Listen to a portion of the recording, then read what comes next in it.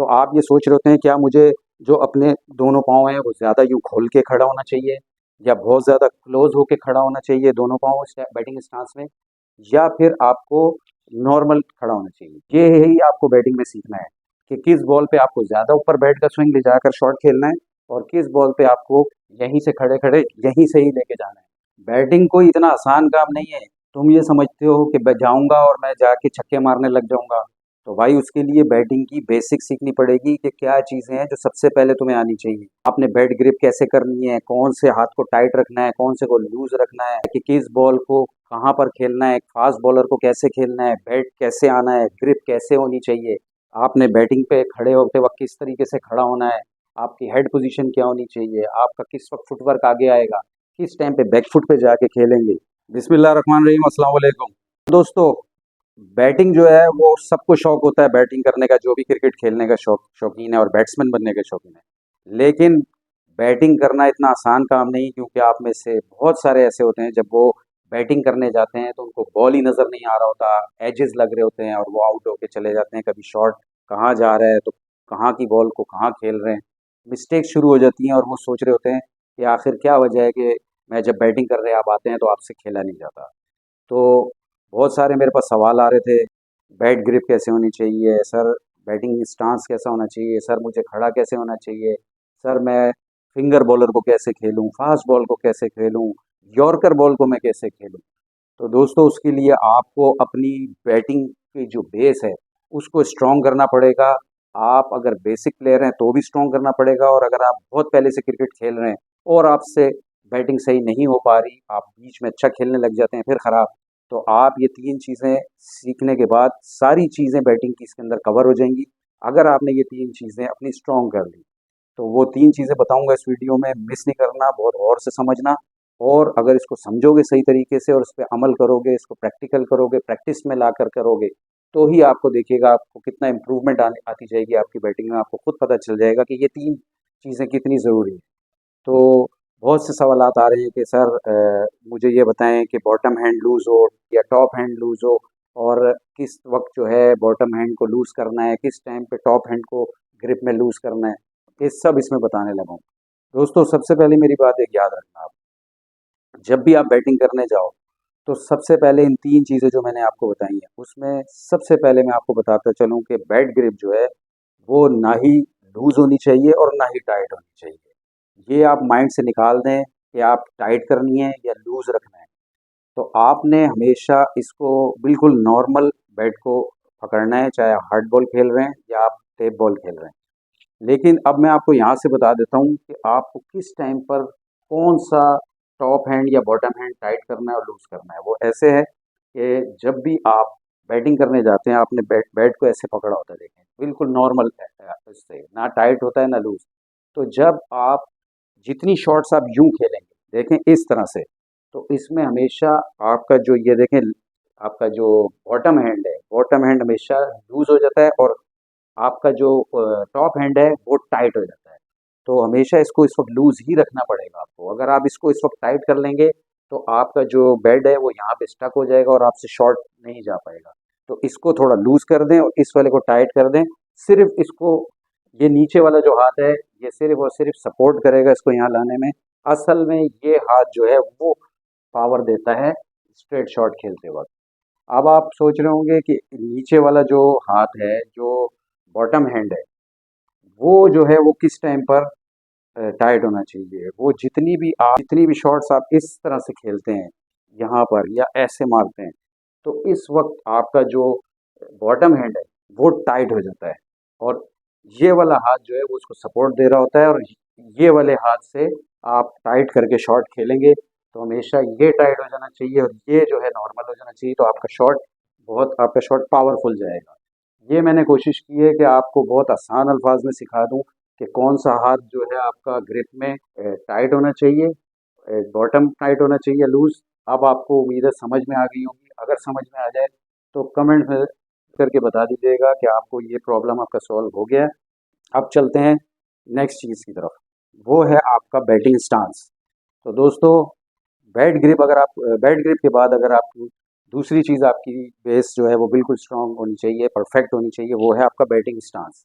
एक तो सबसे पहले आपको पूरी विकेट के सामने आके हमेशा बैटिंग करनी है, ठीक है, एक चीज़। नंबर 2, आप जब बैटिंग कर रहे होंगे तो आप ये सोच रहे होते हैं क्या मुझे जो अपने दोनों पाँव हैं वो ज़्यादा यूँ खोल के खड़ा होना चाहिए या बहुत ज़्यादा क्लोज होके खड़ा होना चाहिए दोनों पाँव बैटिंग स्टांस में, या फिर आपको नॉर्मल खड़ा होना चाहिए। तो दोस्तों ये बात नोट कर लो। बाकी अपने जो कई प्लेयर्स हैं वो ज़्यादा पाँव खोल के भी अच्छा खेल लेते हैं, वो डिपेंड करता है उन पे। अगर उनसे उसमें उनको कंफर्टेबल है, बैटिंग करना आसान है, तो कोई इशू नहीं है, उस तरह से भी बैटिंग हो सकती है। लेकिन जो एक जनरली देखा गया है, जो अच्छे बैट्समैन होते हैं, जो प्रॉपर बैट्समैन होते हैं, आप जब भी उनको देखेंगे तो उनके दोनों जो पाँव हैं वो इन दोनों शोल्डर की सीध में होते हैं। ना वो ज़्यादा पाँव खुले हुए होते हैं और ना ही उनके पाँव बहुत ज़्यादा क्लोज होते हैं। वो हमेशा इस तरीके से खड़े होते हैं और ये देखें, और उनका हेड पोजीशन जो होती है वो बिल्कुल बैलेंस होती है सामने की तरफ और बिल्कुल रिलैक्स बॉडी के साथ खड़े होते हैं। अब इसके अंदर बैटिंग स्टांस के अंदर सबसे ज़बरदस्त चीज़ बता रहा हूँ आज, ये तुम्हारी बैटिंग को आज से ही देखिएगा किस लेवल पर लेके जाने वाली है। वो ये है कि जब भी बैटिंग करो, मैं ऐसे बता देता हूँ, आप बैटिंग पे खड़े हैं, कभी भी अपना जो वेट है, वज़न है, वो आप आगे की तरफ, पहले से कई लड़के होते हैं वो आगे की तरफ ऐसे गिरा के रखते हैं, ऐसे। उनको पता नहीं क्या जल्दी होती है कि पता नहीं मैं बॉल को पहले खेल लूँ। उसमें गड़बड़ क्या होती है? वो ये होती है कि आप जब अपना वेट आगे ट्रांसफ़र कर रखेंगे, ज़्यादा आगे रखेंगे, तो आप जब फ्रंट फुट पे चले जाएँगे और बॉल आ गया आपका अच्छी लेंथ पे, तो आप उसको बैक फुट पे आते हुए आपको प्रॉब्लम होगा। ये नुकसान होता है वज़न को आगे की तरफ ले जाके रखने में। तो आपने हमेशा बैलेंस वेट रखना है, बिल्कुल ना आगे रखना है, ना पीछे रखना है। इसमें फ़ायदा बताता हूँ क्या है। फ़ायदा इसमें ये है कि जब आप बैटिंग करने में बैलेंस रखेंगे, ना आगे की तरफ वज़न होगा, ना पीछे की तरफ, बिल्कुल स्टेबल दरमियान वज़न जो है, बिल्कुल आपका परफेक्टली तौर पर बैलेंस बॉडी होगी यहाँ पर। दोनों टाँगों पर बैलेंस बराबर होगा, तो आपको फ़ायदा ये होगा कि अगर बॉल आगे फ्रंट फुट पे खेलने गए, तो आप आगे भी जा सकते हैं और यहीं से अगर आप देखें बैक फुट पे आके खेलने का बॉल है, तो आप उसको बैक फुट पे जाके खेल सकते हैं।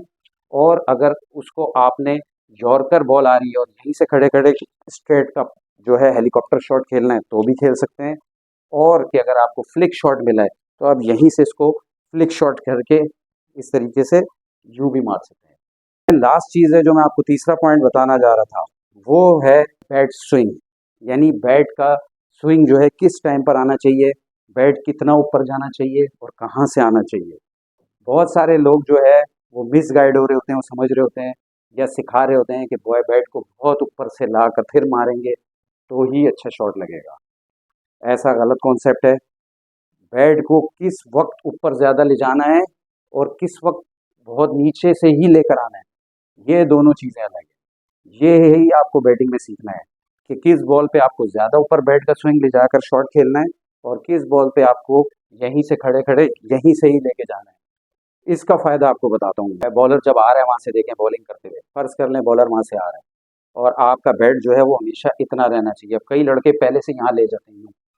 अब मुझे बताएं, अगर उसने एकदम से आपको तेज़ यॉर्कर मार दिया, तो यहाँ से बैट लाने में, बहुत ऊपर से लाने में आपको मिस टाइमिंग हो सकती है। तो हमेशा बैट को रिलैक्स यहीं नीचे रखें इधर। अब ये सीखना है आपको, असल चीज़ तुम लोग ये नहीं सीखते हो कि बैट को बॉल के ऊपर डिपेंड करता है कि आपको बैट को कहाँ ले जाना है। अगर तो बॉल फ़र्ज़ कर लें पीछे लेंथ का है, तो आप फिर ऊपर लेके जाएँ और यहाँ से लाके आप उसको पुल शॉट खेलें। इस बॉल पर ऊपर ले जाना समझ में आता है। आप अगर फ़र्ज़ कर दें, आपको तो नहीं मालूम कि बॉलर क्या बॉल करेगा। आपको उसने तेज़ बॉलर है, फ़ास्ट बॉलर है और उसने आपको अचानक तेज़ यॉर्कर मारा है। जब आपका बैट बहुत ऊपर नहीं गया होगा, आपको आदत नहीं होगी, तो आप यहीं से उसको तेज़ फ्लिक शॉट भी खेल सकते हैं और हेलीकॉप्टर शॉट भी तेज़ खेल सकते हैं, क्योंकि आपका बैट यहीं था। ये पॉइंट बहुत ज़्यादा अहम है, इसको नोट कर लो कि बैट स्विंग को हमेशा प्रैक्टिस में रखो कि यहाँ रखो और यहीं से बॉल के ऊपर डिपेंड करके ले जाओ। अगर बॉल पीछे गए तो उसको ऊपर ले जाओ और अगर बॉल गुड लेंथ और यॉर्कर लेंथ का है तो यहीं से इसको कम स्विंग दे के यहाँ से लेके तेज़ लेके आओ, क्योंकि इसमें आपकी टाइमिंग अच्छी होगी। तो ये 3 चीज़ें अपनी स्ट्रॉन्ग कर लो। मैंने आज बहुत कोशिश की कि आपको इन 3 चीज़ों में आपकी पूरी बैटिंग को स्ट्रॉन्ग करने की एक बहुत ज़बरदस्त टिप्स बताऊँ। तो अगर आपको इससे फ़ायदा हो जाए तो आप चैनल को सब्सक्राइब कर दीजिए, आपकी मर्ज़ी है, और अच्छा-सा कमेंट ज़रूर कीजिएगा और एक लाइक ज़रूर करके जाइएगा। तो अगली वीडियो तक के लिए इजाज़त दीजिए। अपने मसले भी कमेंट्स में बताएँ ताकि उस पे वीडियो बनाई जाए। इजाज़त दीजिए। अल्लाह हाफ़िज़।